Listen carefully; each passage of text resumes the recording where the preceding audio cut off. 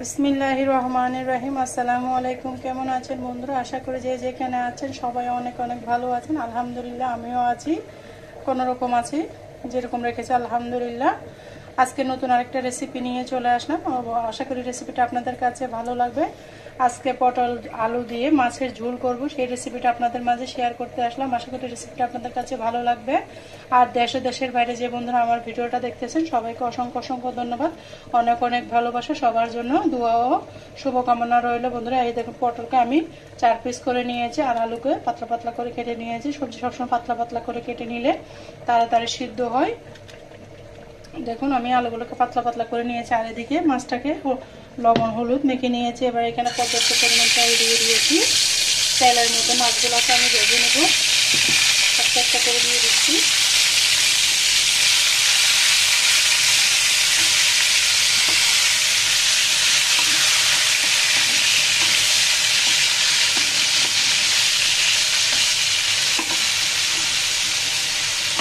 আপনারা আপনাদের পছন্দ মতো যে কোনো মাছ নিয়ে আনতে পারেন। মাছটাকে ভেজে নিয়েছি। পটল আলুর ঝোল কিন্তু ভীষণ ভালো লাগে খেতে। আর বন্ধুরা ভিডিওটা অবশ্যই লাইক দিয়ে কন্টিনিউ করার অনুরোধ রইল। মাছগুলোকে আমি সুন্দর করে ভেজে নেব। চুলার আঁচটা কিন্তু বাড়িয়ে দিতে হবে। মাছ যখন খাওয়ার জন্য ফ্রাই করে তখন আগুনটা কমিয়ে রাখতে হয়, আর যখন মাছ রান্না করবে তখন আগুনটা বাড়িয়ে মাছটা লাল করে নিলে কোনো সমস্যা নাই। মাছটাকে আমি ভেজে নিচ্ছি। দেখুন বন্ধুরা, অফ ক্যামেরা আমি মাছটাকে হালকা করে ভেজে নিয়েছি, বেশি ডিপ ফ্রাই করি না, হালকাই করে ভেজে নিয়েছি। আপনাদেরকে আর ভিডিওটা শেয়ার করলাম না, ভিডিওটা লং হয়ে যাচ্ছে, সেই জন্য ছোটোর মধ্যে রাখবো, সেই জন্য সব শেয়ার করি না। দেখুন মাছটা আমি সুন্দর করে ভেজে নিয়েছি। এবারে এই পর্যায়ে দিয়ে দিয়েছি আমি আলু। তেলের মধ্যে আলুটা ভেজে নেবো। এভাবে আলু পটল ভেজে মাছ রান্না করলে কিন্তু ভীষণ মজা লাগে। আমি হালকা করে আলুটাকেও ভেজে নিব। আপনারা চাইলে এগুলো কষিয়ে রান্না করতে পারেন। আমার কাছে এভাবে ভাজি করে রান্না করলে কিন্তু পটল আলু দিয়ে মাছের ঝোলটা ভীষণ ভালো লাগে। বন্ধুরা কার কার এইভাবে পটল আলু দিয়ে মাছের ঝোল পছন্দ অবশ্যই কমেন্টসে বলে যাবেন। আমার তো ভীষণ পছন্দ, ভীষণ ভালো লাগে। আমার মাছ রান্না আস্তে আস্তে রান্না করলে ভালো লাগে না, যে কোনো সবজি দিয়ে সুন্দর করে ঝোল করলে কিন্তু মজা লাগে। এবার অফ ক্যামেরা আমি আলুগুলোকে ভেজে নিব। দেখুন আমার আলুগুলো কিন্তু ফ্রাই করা হয়ে গিয়েছে। আমি এখানে হলুদ কিছু দিই নাই, মাছের যে হলুদ ছিল তার মধ্যে ভেজে নিয়েছি, একদম হালকা করে ভেজে নিয়েছি। এরপর যে আমি আলুগুলোকে উঠিয়ে নেব। বন্ধুরা আমার ভয়েসের মাঝে, আমার ক্যামেরা ধরার মাঝে যদি কোনো ভুল ত্রুটি হয় অবশ্যই ক্ষমার দৃষ্টিতে দেখবেন। আমি একা হাতে ভিডিও করি, একা হাতে। দেখুন আলুগুলোকে আমি ভেজে নিয়েছি। এই পর্যায়ে আমি দিয়ে দেব পটল।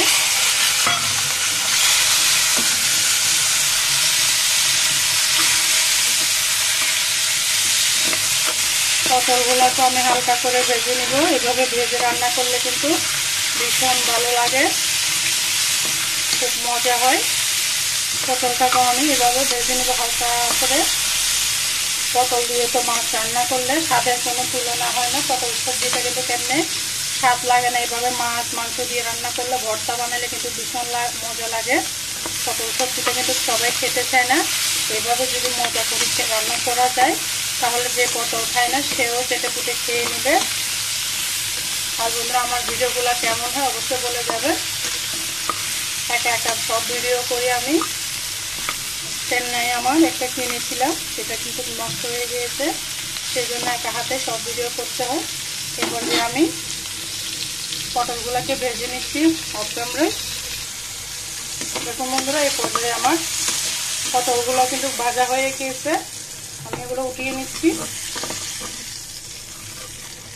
রান্নাটাকে যদি ভালোবেসে সুন্দর করে রান্না করা যায়, যেটাই রান্না করুন আপনার সব রান্নায় কিন্তু মজা হবে। এখানে আমি তেল দিয়ে দিচ্ছি অফ ক্যামেরা। এই পর্যায়ে আমি পেঁয়াজ আর রসুন কুচি দিয়ে দিয়েছি। তেলের পরিমাণটা কমিয়ে দিয়েছি, কারণ আমি মাছ সবজি ভাজার সময় অনেকগুলো তেল দিয়েছি, সেই জন্য তেলের পরিমাণটা আমি এই পর্যায়ে কমিয়ে দিয়েছি। আপনারা বেশি খেতে চাইলে বেশি দিবেন, তেলটা কিন্তু ভালো না, তারপরে আমরা স্বাদের জন্য কিন্তু খাওয়া পড়ে যায়। এখানে আমি কম করে দিয়েছি, যেহেতু আমি মাছ আর সবজি পটল আলু তেলের মধ্যে ভেজে নিয়েছি, সেগুলোকে আমি একটু ভেজে নিব কাঁচা গন্ধ যাওয়া পর্যন্ত এবং মরিচ হলুদগুলো অ্যাড করবো একসাথে। এই পর্যায়ে আমি পেঁয়াজ রসুনগুলোকে ভেজে নিয়েছি। এখানে মরিচের গুঁড়ো, হলুদের গুঁড়ো, মশলার গুঁড়ো দিয়েছি। আমি রান্নার শেষে আরেকটা মশলা এখানে অ্যাড করব।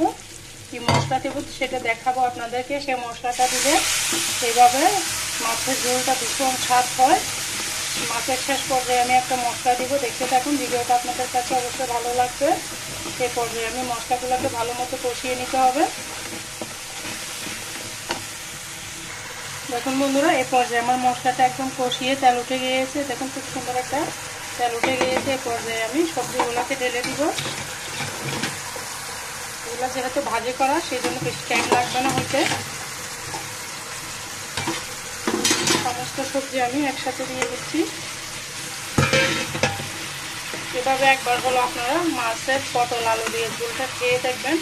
কি মাছের দু পেঁয়াজে কি মাছ ফ্রাই, এই রান্নাকে সব কিছু হার মানাবে। এভাবে রান্না করলে আপনার মাংসের স্বাদও হার মানাবে। অনেক মজা হয়। এরকম একটা রান্না করে আপনারা খেতে পারেন পরিবার নিয়ে। বাচ্চারা কিন্তু সবজি খেতে চায় না। এইভাবে মাছ দিয়ে পটল দিয়ে রান্না করলে সবজির স্বাদটা কিন্তু, সবজির ভিটামিনটা মাছের ভিতর ঢুকবে। সেই জন্য ঝোলের সাথে, এই জন্য বাচ্চাদের জন্য এরকম একটা রান্না কিন্তু অনেক উপকার। বাচ্চারা মাছও খাওয়া হবে, সবজির ভিটামিনও পাবে। সেই জন্য বাচ্চাদের জন্য এভাবে সবজি দিয়ে মাছ রান্না করলে, যে কোনো সবজি দিয়ে আপনারা এভাবে মাছটা রান্না করতে পারবেন। ভীষণ স্বাদ হয় এভাবে রান্না করলে। আমি এবার ঢাকনা দিয়ে ঢেকে দিব। এই পর্যায়ে আমি নেড়ে দিব। দেখুন আমি অল্প একটু পানি দিয়েছিলাম। পটল আলু যেখানে রেখেছিলাম ওই বাটিটা ধুয়ে হাফ কাপ থেকেও কম হবে। এই পানি দিয়ে আমি বাকি যেটা সিদ্ধ করার দরকার সেটা করে নেব। তারপর পরিমাণ মতো ঝোল দিয়ে দেব। এই পর্যায়ে আমি আবারও ঢাকনা দিয়ে ঢেকে দিব।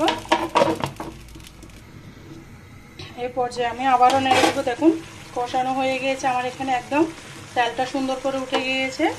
মানে কি পারফেক্টভাবে আমার সবজিটা কষানো হয়ে গিয়েছে। যখন দেখবেন মাছ মাংস যেটাই রান্না করেন, সবজি রান্না করেন, এভাবে যখন দেখবেন তেলটা ছেড়ে দিয়েছে সবজির গায়ে থেকে, মাছের গায়ে থেকে, মাংসের গায়ে থেকে, তখনই বুঝবে যে এইভাবে রান্নাটা কষানো পারফেক্ট হয়েছে। রান্নাটা যত বেশি কষাবেন তত স্বাদটা কিন্তু দ্বিগুণ বেড়ে যাবে। 100তে 100 এটা আমি গ্যারান্টি দিয়ে বলতে পারবো। যত বেশি কষানো হবে আপনার স্বাদ 1 প্লেটের জায়গায় বা 2 প্লেট খাওয়া পড়বে।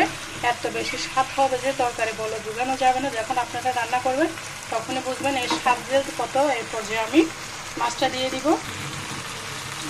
এই পর্যায়ে আমি মাছটা একটা একটা করে বসিয়ে দিচ্ছি। মাছটা ভেঙে যাবে। আপনারা চাইলে যে কোনো মাছ দিয়ে রান্না করে নিতে পারবেন, অনেক মজা হয়। পর্যায়ে আমি ঝোলের জন্য পানি দিয়ে দিব পরিমাণ মতো। আপনারা আপনাদের পরিমাণ মতো ঝোলের জন্য পানি দিবেন। যেভাবে খেতে চান এভাবে দিবেন। আমি আমার সবজিটা দেখুন সিদ্ধ হয়ে গিয়েছে। আলুটা প্রায় সিদ্ধ হয়ে গিয়েছে। আর একটু সিদ্ধ করলে হয়ে যাবে। এখানে আমি এই পর্যায়ে চুলার আগুনটা বাড়িয়ে রেখেছি, কারণ আমার এগুলো সব হওয়া ঝোলটা হয়ে চাইলে কিন্তু সবজিটা হয়ে যাবে। আবার ঢাকনা দিয়ে আমি ঢেকে দিব সিদ্ধ হওয়ার জন্য। দেখুন বন্ধুরা, এই পর্যায়ে আমি আবার ঢাকনাটা তুলে দেখবো আমার কি অবস্থা আছে। মাছটা একদম পারফেক্টভাবে হয়ে গিয়েছে। পটল আলুর ঝোল দেখুন, আলুটা সিদ্ধ হয়ে গিয়েছে, দুভাঙ্গা হয়ে যাচ্ছে। আপনাদেরকে দেখিয়ে দিচ্ছি সব সবজির আলু একসাথে সিদ্ধ হয়ে গিয়েছে। এই পর্যায়ে আমি দিয়ে দেবো মশলা। মাছের ঝোল যখন রান্না করছি সেজন্য একটু ঝোল ঝোল করে রান্না করব। সেজন্য আমি এখানে মাছ রান্না শেষ। এই পর্যায়ে আমি দিয়ে দেবো ভাজা টালার গুঁড়া, জিরার গুঁড়া। অবশ্যই টালা জিরার গুঁড়া অবশ্যই দিবেন, তাহলে আপনার মাছের মজাটা আরও বাড়িয়ে দিবে দ্বিগুণ। অনেক মজা হয় এভাবে টালা জিরার গুঁড়াটা দিলে।